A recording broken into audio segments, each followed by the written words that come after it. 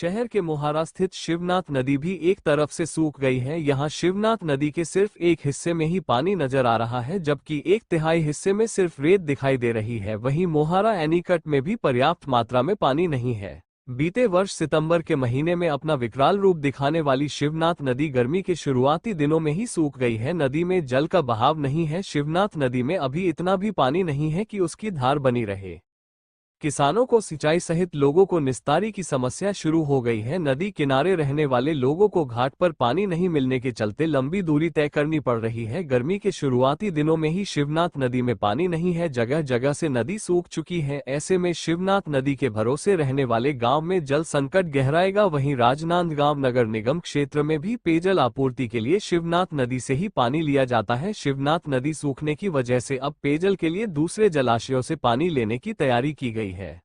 बीते सितंबर माह में शिवनाथ नदी का विकराल रूप दिखाई दिया था। शिवनाथ नदी के किनारे सैकड़ों गांव बाढ़ की चपेट में आ गए थे और नदी अपने क्षेत्र से 2-3 फीट ऊपर तक बह रही थी। वहीं अब गर्मी के शुरुआती दिनों में ही नदी सैकड़ों गांव में सूख चुकी है। जगह जगह से नदी की धार कट गई है।